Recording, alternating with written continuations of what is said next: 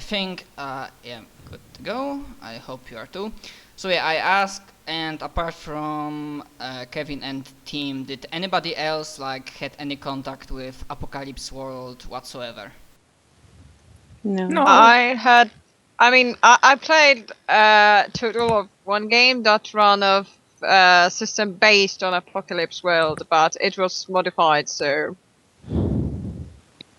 So I will start from beginning, and of course sometimes I'm rambling and my explanation will be chaotic, but I will try to do my best. So those who already know that stuff, sorry, but I will be repeating myself. So first, I'm gonna say like very few quick words about like Apocalypse World itself, the setting, then about mechanic of the game, which is like powered by the Apocalypse, and a lot of different hacks and official and unofficial modifications, settings. So basically, Apocalypse World by default is meant to be played in post-apocalypse setting, 50 years after whatever happened. And it can be many different things, because this is one of the things that I really like about the system, is that it doesn't really specify much. It gives really players a lot of potential options to what they want to play. You want zombie apocalypse? Sure, go ahead. You want aliens? No problem. I mean, one time with my friends in real life we played like not post-apocalypse game, but like modern worlds, like Black Lagoon style. Just using the same mechanics, we just changed one thing. So instead of psychic maelstrom, we just had like, okay, so you get high on drugs and then you have visions for it. So yeah, that's really all of it, and people are playing classes. It's the game, I think, still gives you a lot of ability choices to actually who you want, and you have like set of classes, skins that you can choose from, and the general rule is that there is only one class, because one of the principles is your characters are unique. Sure, there might be like another angel. Angels are, I will get to that.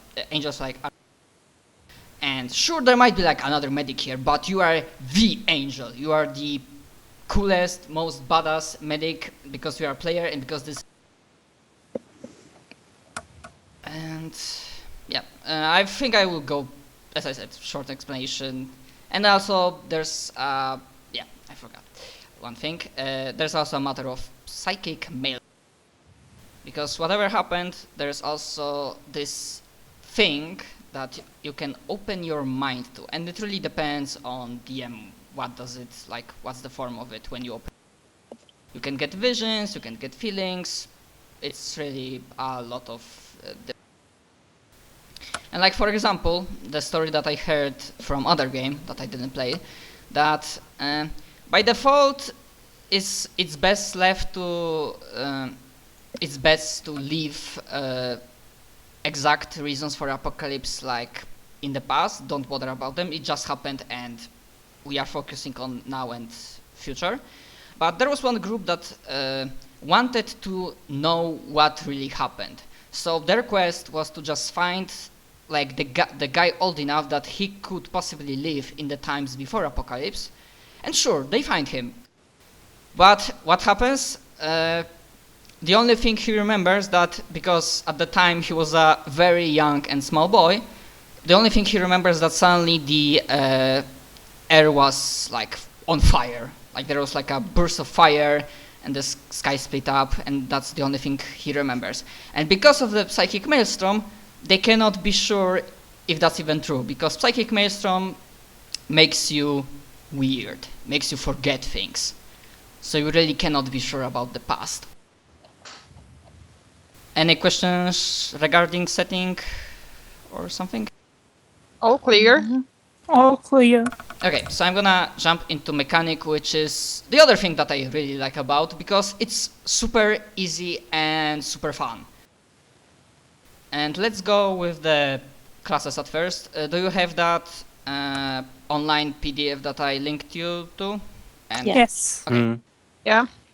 So basically, if you like go through it, there are like several different classes, and each class can be like fit on 2 pages, and those are. And every class brings something else to the table, and there is one of the principles that there is nothing as bad team composition. It just doesn't work that way. Whatever players pick, it sets the tone and what you play on the session. Like for example, if somebody takes class of governor, but I need to check what's the English name, because I usually played Hardholder. I usually played the Polish version, and no, Hardloader is wait, by default, yeah, okay, that's the Hardloader, true. So when somebody takes that class, it immediately puts his base at the center point, and one of the fronts, which I will explain in a moment, will always go around his base, because how he deals with the supplies, how he keeps his men in line, and whatnot. And for example, if you don't take Hardloader, but you take, let's just say, Driver and Guru, I think that's the English name of the class, then, for example, you can get story about cult that is driving, nomadic cult that is driving around on wastelands trying to find who knows what, their like promised land or something. It really depends on the players. Like yeah, I know I'm mixing it up, but that's the thing for potential not like in this game they are not called dungeon masters or game masters, we are called master of. Yes. Ah, it's best name. Yes, because the very first session, not the one, no, also the one that,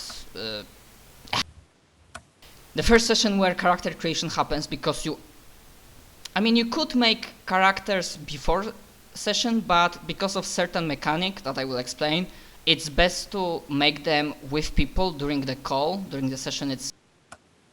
Because it just goes more smoothly and people can brainstorm and throw in ideas. Because Master of Ceremonies on the first session has absolutely no clue, no idea what the campaign will be about. It's not. Only after he knows what people are playing, what their connections between them are, and after throwing them a lot of questions about like, okay, so you have the cart loader, you have this base.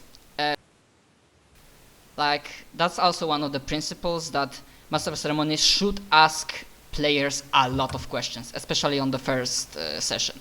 So it's not that you are playing in his world, no, you are playing in the world you. Maybe not exactly, because like I don't always throw questions to the group, but I throw questions to specific, and I want to know what they want to hear.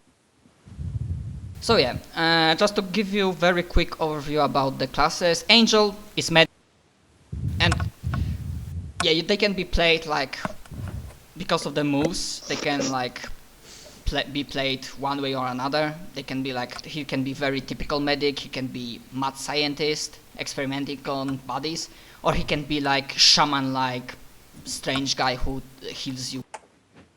The touch, not the touch. Battle Babe is a character that is mostly proficient with. Sure, she has guns. I mean, technically the picture is she, but the name implies the character is usually a female in that class. But it can be really like male can also play male character. It's no problem. And basically, this class main shtick is that you make sure that you are good at like threatening people and making them like tense, and like extortioning some, blackmailing them or something. Well, I mean, they're also real hard, right? Like, the whole thing is that they're like really manipulative and very good at social interactions, but also can kind of fight, but they're like more proficient at getting into fights than getting out of them. I think that's pretty much the definition from the book. Yes. You got that much better than I would probably do, because I never played like button So it's blade. basically they get into fights and then manipulate other people to fight for them. I mean, Not really, they're also it's- good at fighting. They get a gun and they're good at the stuff that you need for fighting.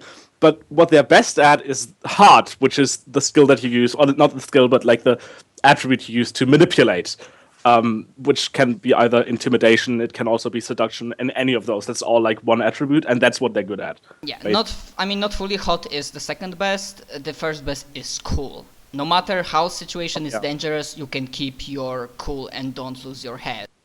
And like you seem like person who is in control of the situation. Yeah, sure, they all have +3 hot cool. Yeah, totally. I totally forgot about that.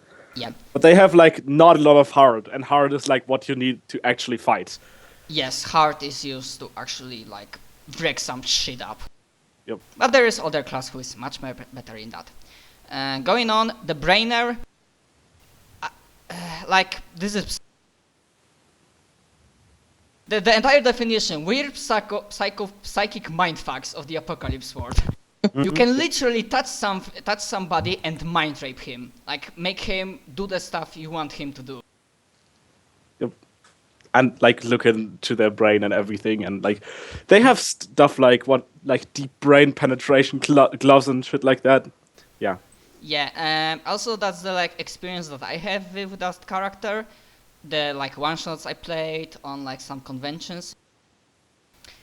It's either I have real trouble with getting them into the game and make sure they have something to do, or players themselves do not have much of the idea what they want to do with the brainer in the session. That's where my experience is up until now with that particular character. I would say it's not exactly the best choice for beginners. I would rather go with other classes, and I would say which ones when I get to them. Chopper is probably one of those classes, because it's like biker, hard tough guy with his gang who goes wreck some shit, and he just with his pals are like rulers of the post-apocalypse highways. Yeah. Or It's something. also worth saying that like the gang that the biker has is like actually like a thing. The gang has like attributes and whatever, and he can use it as a weapon and stuff like that. So if you're a chopper, that's a big part of your character, having a gang and being the leader of that gang. Yeah, and making sure that the gang stays in line and listens to you, because they are their own men. Like the NPC have their own desires, wishes, and if you like say, okay, we are moving on, and they are like, nah, we still have to get something from that village, let's take some treasures or like women, and you're like, nah, let's go, then there's a problem and you need to deal with it. Okay, the driver, pretty self-explanatory that the main thing for your class is your vehicle, and it can be like a lot of different ones. It can be van, it can be a bus. Like in this modern Black Lagoon game, the driver basically had a Soviet era BMP without like main gun. Nice. So yeah, it can be purely a transportation or like additional firepower, but that's the general rule for role playing. Never be only the driver. You will find yourself that you don't have much to do, and in fiction usually bad stuff happens to the drivers. Like there are one of the like mooks who get killed off very quick. But yeah, driver is your main thing, and of course you have to look out after your car. You have to deal with problems like where I get fuel, because one of the main principles of the post-apocalypse world, there is always lack of supplies and resources. You always have to like look around and find a way to get. Okay, the Gunlugger, one of the I think easiest characters to play and one of the best for beginners. It's basically like a mix of every B-style action movie hero, and Terminator, which is basically a guy or woman that has that is a walking armory and has a lot, and those weapons deal a shit ton of damage. So when Gunlagger rolls for like attacking and like breaking shit, it usually is a spectacular effect. Just as a note, the biggest gun the Gunlagger gets is in a category called "fuck off big guns." So yeah, it's always when I read that I was like, yeah, okay, I get this character. I know what this is about. Yeah, like if somebody takes that character in the session, you are pretty sure. Yes, maybe not every session, but once, like from time to time, you want some like big and nasty and quick. Yeah, also I'm gonna mix it up, and before I go to another character, I just want to mention that because it works with the Gunlagger. Usually the combat in this game is meant to be very quick and deadly. And if you like, it can be finished like in 1 or max 2 rolls. So it's not like early level D&D or Pathfinder where you can roll like 10 times and you cannot hit the fucking AC of the end. Yeah, it can be really quick, not deadly exactly for you, because now I'm getting to another principle of the DM. Not DM. Master of Ceremonies, MC is fan of your characters. Sure, I might throw in some very nasty challenge, mutant, alien that would like to rip off your face, but I only do that because I want to see you in what awesome way you will overcome that challenge. Because if I truly wanted to kill you, then I would say at the very beginning of the session, okay, there's earthquake, you take 10 points of harm. End of story. So why bother? Like, people are dying left and right in this game, at least they should be, but that's only because there's a principle that look at NPCs through the, like, fuck, what's the English word for that? Through the, like, iron sight. So yeah, this is one of the games where, like, NPCs don't die the moment they are introduced. If situation calls for this, they are in harm's way very. Yeah, and one of the fun Gunlagger moves is that even though you are a single person, if you take move not to be fucked with, you are counted as.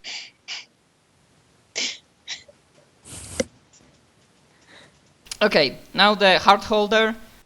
I'd say in terms of like beginner friendly, it's not really the easiest class to play, but it can be doable. Basically, you are ruler of a base, mansion or something, whatever you want, a small bit of post-apocalypse world which is under your control, and you have to deal with all the problems that come with it.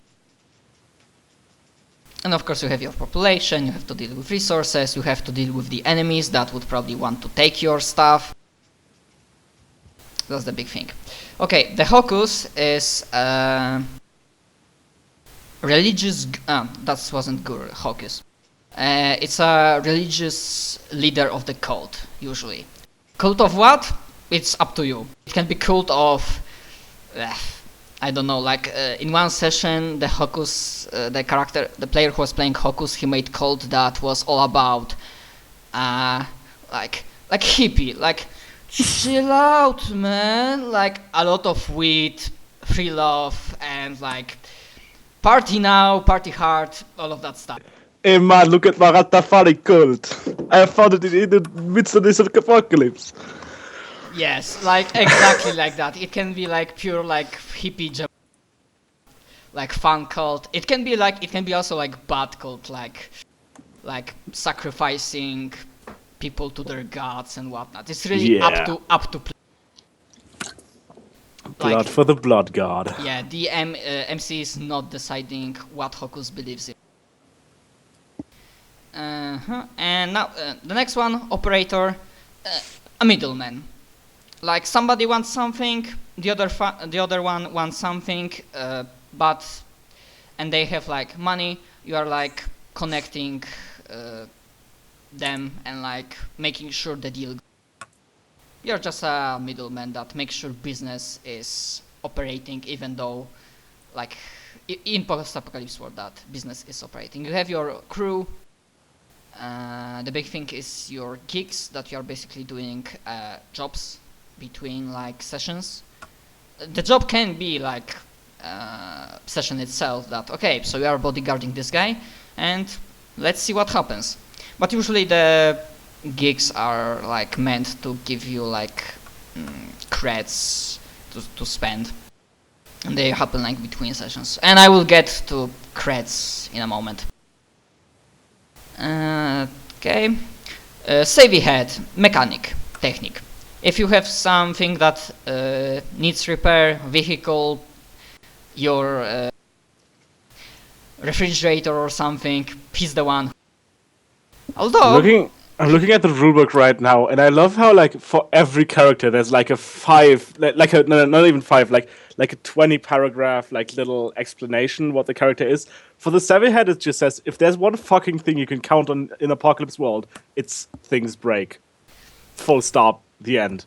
yes, So. it's also one of the easiest class for beginners, because no matter what happens in the campaign, the savvy head also will find something to work on and to do. Yeah. So you cannot, like, it's not possible to make bad savvy head. Also, even though he's like primary mechanic, he also has a move that if you take it, you can treat people as items and you can repair them. Oh yeah.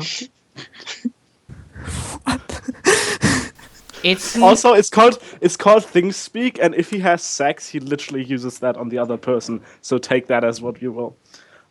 Yeah.